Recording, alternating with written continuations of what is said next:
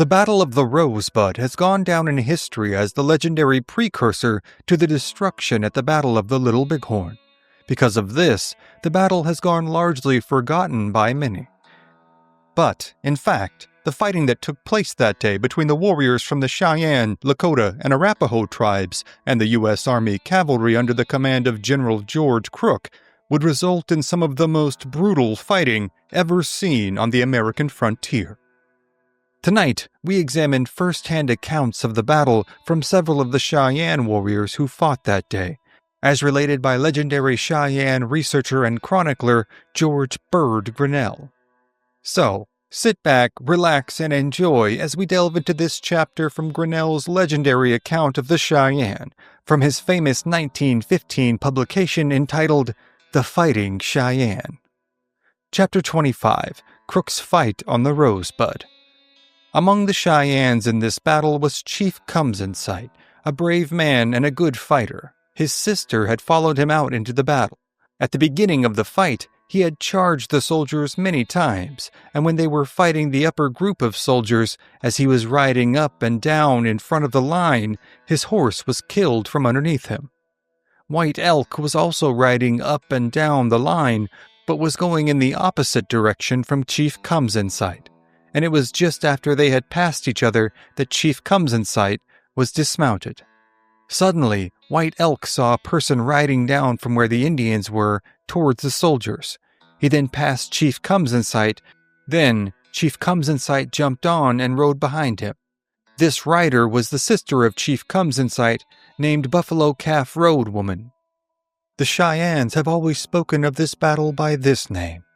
In Cheyenne, it is Young Girl Saved Her Brother's Life. Cumsinsight is still living in Oklahoma, about 66 years old. It was near where Cumsinsight was unhorsed that the Shoshone with a spotted war bonnet was killed. White Elk expresses the opinion that in this fight there were perhaps 90 Cheyennes. He does not know how many Sioux may have been there. In the place where the hottest fighting occurred, there were more Indians than soldiers.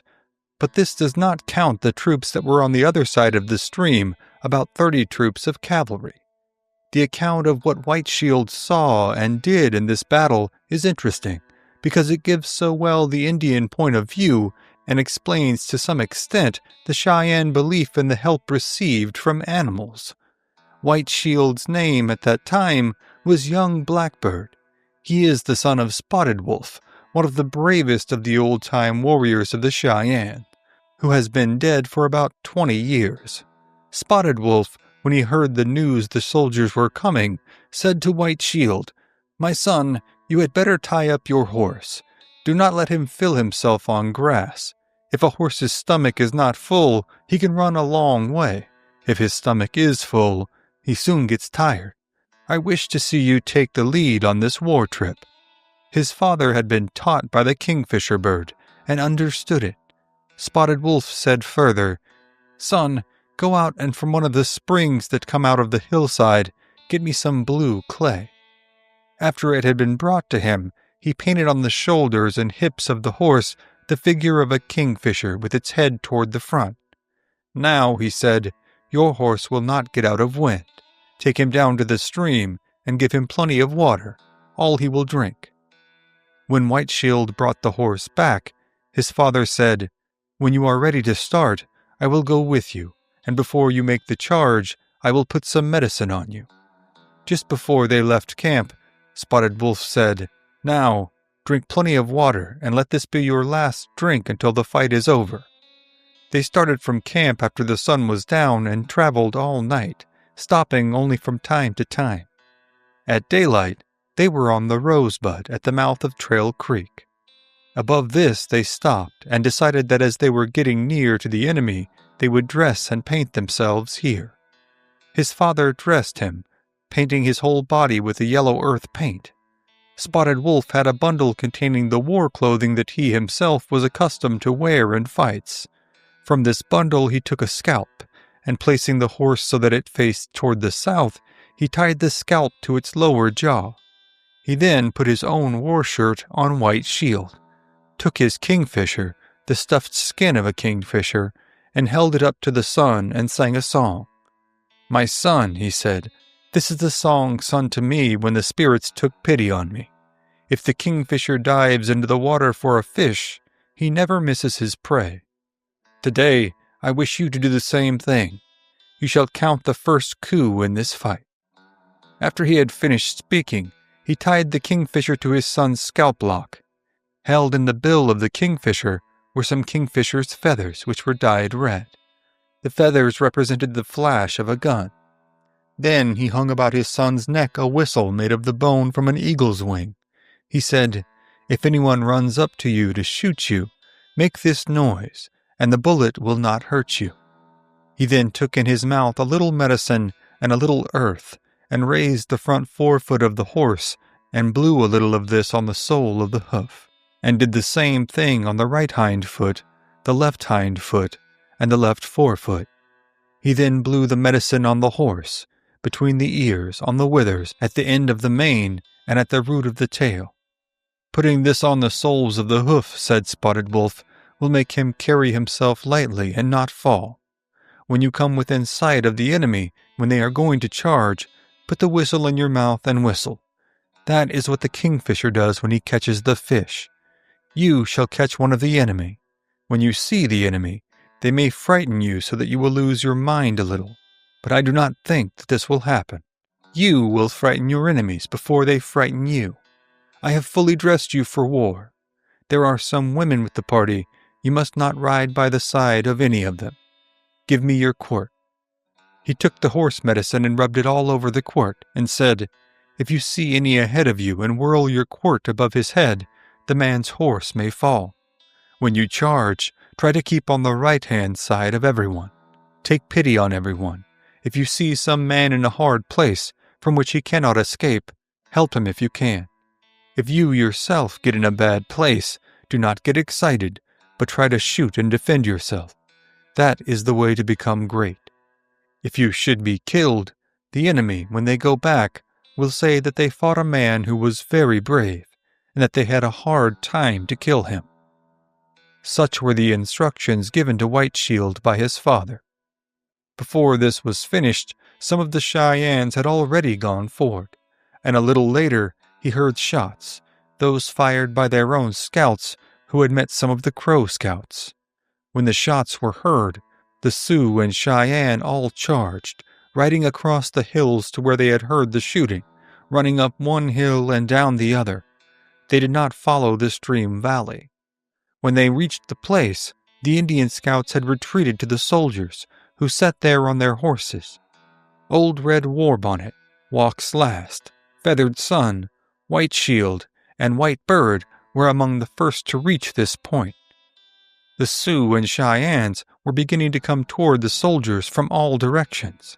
At the top of the hill they stopped about 600 yards from the soldiers. Suddenly, to the right, a man appeared charging towards the soldiers. He was followed by a little boy, 12 or 13 years old. They recognized Chief Comes-in-Sight, and the boy was a little Sioux boy. The 5 Cheyennes who were mentioned charged, following the two, and about 50 yards behind them. Neither the soldiers nor the Indian scouts fired, but they kept moving about.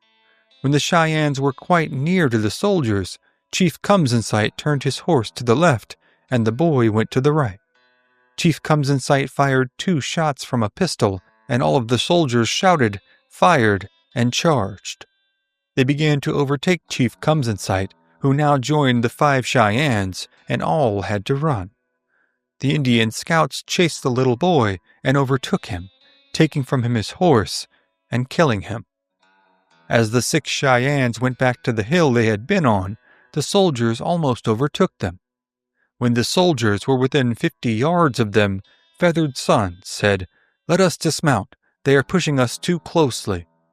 Feathered Sun and White Shield dismounted, and the troops stopped, all except one scout, thought to be a Crow. He carried a long lance, and, lying down on his horse's back so that he could not be seen, charged straight toward the 2. White Shield and the other man were some distance apart, and the Crow was coming straight for White Shield. He was obliged to shoot at the horse, aiming at its breast.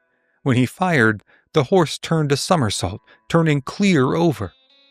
The Crow dropped his lance, and White Shield rushed to his own horse, and, as he mounted, it was like a wave of water coming over the hill behind him. The Cheyennes. They seemed to come from all of the foothills, and now the soldiers fell back. When the Cheyennes and Sioux charged down, they were less than 50 yards from the top. White Shield now turned his horse and rode along in front of the Indian scouts, who were all on foot and shooting. A little off to one side, the soldiers were fighting with the Cheyennes and Sioux.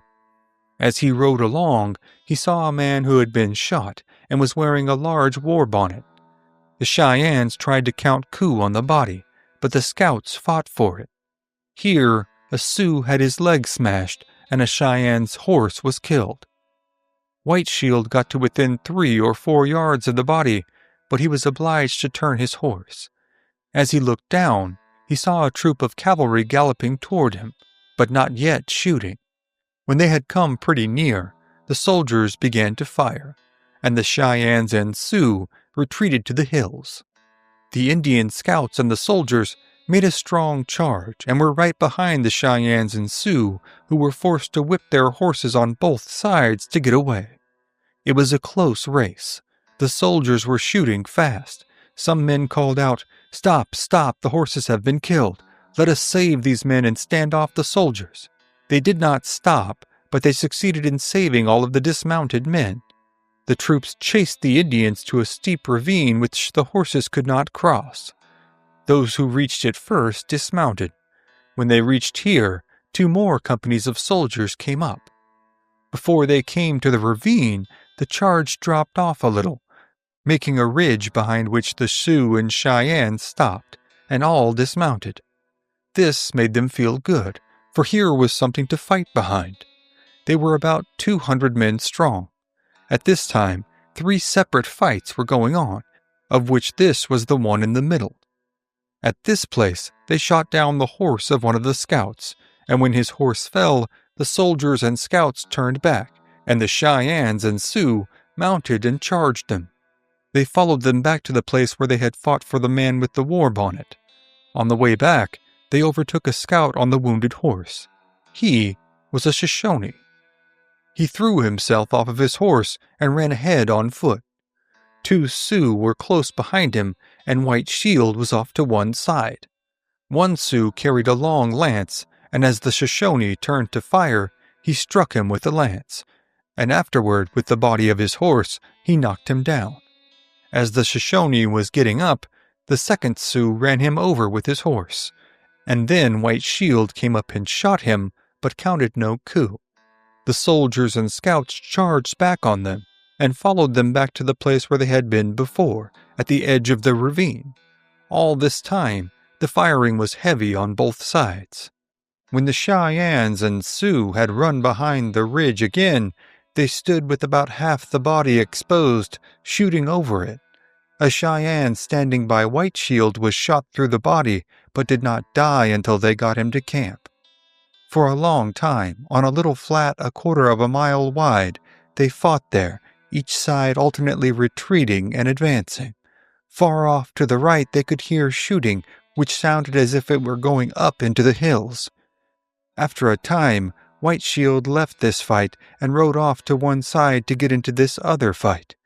When he rode his horse up on the hill, he could see the fight, one company of soldiers following up some Indians. The soldiers had left their horses and were advancing on foot. Their horses were 1/4 of a mile behind them.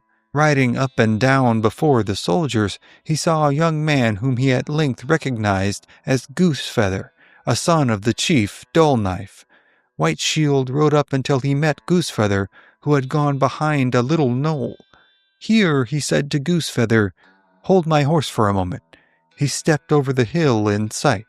As he did this, all the soldiers threw themselves on the ground and began firing, but he managed to jump behind a rock so as to be out of sight. Then the soldiers turned their guns and began to shoot in another direction at the Indians on the hill. White Shield now shot at the nearest soldier, who was about 40 yards off, but he shot under him, throwing the dirt all over his body.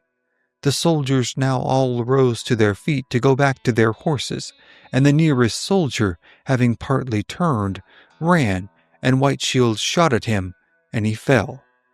White Shield ran back to get his horse, but Goosefeather had let it go so that he might run down and count coup on the soldier. White Shield caught his horse, but Goosefeather reached the soldier first and counted coup on him with a lance, while White Shield counted the second coup with his whip. The third man to count coup took the soldier's arms and belt. The soldiers kept on running towards their horses. White Shield and Goosefeather now went on after the soldiers. Just as the soldiers reached their horses, an officer called out giving an order, and all the soldiers faced about to meet the charge of the great crowd of Cheyennes who were following. White Shield turned off to the right and got behind a little knoll. Every Cheyenne and Sioux dodged behind the knoll, and now both sides were shooting as hard as they could, only about 30 yards apart. All at once, the soldiers ceased firing, but the Indians kept on shooting. White Shield crept over the hill to look and see why the white soldiers had stopped. The horses were all in line, and the soldiers had one foot in the stirrup. Off to one side, a man was seated on a roan horse, who gave an order and then turned to look back. White Shield shot just as he turned his head, and when they found the man, he was shot just over the eyebrow. The soldiers started to retreat, and as they did so, they scattered. A man on foot, holding his horse with one hand and a six-shooter in the other, was trying to mount his horse. White Shield made a charge to count coup on him. The man shot at White Shield as he was coming up, but the horse pulled him, and he missed his aim. White Shield rode his horse between the man and the horse he was holding, and knocked the man down with his gun. The next man behind White Shield rode over the soldier. White Shield turned his horse and rode back to the officer he had killed, and as he was going, he saw some guns. When he came back, the guns were gone, but the officer still had a six-shooter and a belt full of pistol cartridges. White Shield took the six-shooter. As he looked back, he saw the soldier that he had knocked down creeping about on his hands and knees and went back to kill him. He took his belt and cartridges, but his six-shooter was gone. At this place, White Shield stopped and got off his horse and led it up and down. At a distance, he could see the people fighting. The soldiers had separated and were split into twos and threes. Far off, he could see a great many soldiers and scouts. As he kept looking, presently he saw a person riding towards the soldiers, and then he saw his horse fall, catching the man under its body. He seemed to be trying to get out, but the scouts rode up and shot him. After the man was shot, all the Indians ran, and the soldiers followed them back to the place from which the Indians had driven the soldiers, and now the Indians had to scatter out by twos and threes. White Shield did not move from the place he was until the Indians got up to him. Then he mounted. Some of those who came up to him were riding double men whose horses had been shot or given out. Still, he waited, thinking he would have a chance to get in some more shots. He fired a shot or two, and then, looking down to one side, he saw a man on foot and soldiers following and overtaking him. When he tried to open his gun after firing, he could not open it. He had put in a captured cartridge, too small for the gun, and it had swelled and stuck in the chamber. Now, he was unarmed. By this time, the people had all passed, and the only man between him and the soldiers was the one on foot. He rode down to this man and found him almost exhausted. It was the young Two-Moon. White Shield called out to him, "My friend, come and get on behind me." The remainder of the Indians were a long way ahead of them. He said to Two-Moon, "I can no longer shoot. I have a shell fast in my gun." Many Indians ahead of them were now on foot, and many horses were constantly being shot and wounded or giving up and stopping. Here, Feathered Sun's horse was shot, and its rider jumped up and ran along on foot. The soldiers were close behind, only about 30 yards. Another man on foot was running along behind Feathered Sun, and just as he reached Feathered Sun's horse, which had been knocked down, it got up on its feet, and he jumped on it, and it ran off as well as ever. It had only been creased. Down the line, a man was seen coming, and when he got near, they could see it was Contrary Belly. He was leading a roan horse, and as he overtook them, he said, "Here is a horse for you to ride," and Two Moon took it. As White Shield rode on, he saw in front of him a Sioux on horseback, and another Sioux on foot, carrying a stick in his hand. He rode up to the man on foot and saw that he was carrying a ramrod, for he had been using a muzzle loader, and with this ramrod, White Shield knocked the shell out of his gun. Meanwhile, the soldiers and Indian scouts behind them were seeing how much noise they could make with their guns and cries, and the Cheyennes and Sioux in front were running and stopping and firing. The Sioux on horseback had on a war bonnet and shield. As he rode, his horse's leg was broken. He would not leave his horse, but stopped to fight, and then turned and ran to some timber. The soldiers and scouts all seemed to follow him, and this gave the other Indians a chance to get away. The soldiers killed the Sioux, and then all turned back. The Cheyennes and Sioux watched them a long time from the hills, and then went to their camps. Thank you for joining us on this edition of the HOKC Book Club. So, have you read The Fighting Cheyenne? If so, what was your favorite story in it? Let us know in the comments below. If you haven't and would like to purchase your own copy, which we highly encourage, the link to purchase this book is also in the description below. And if you'd like to learn more about Old West history, click on one of the videos on your screen now to learn more. Finally, be sure to sign up for the HOKC newsletter. Link is in the description. Thank you again for watching, and we'll see you next time on History at the OK Corral, home of history's greatest shootouts and showdowns.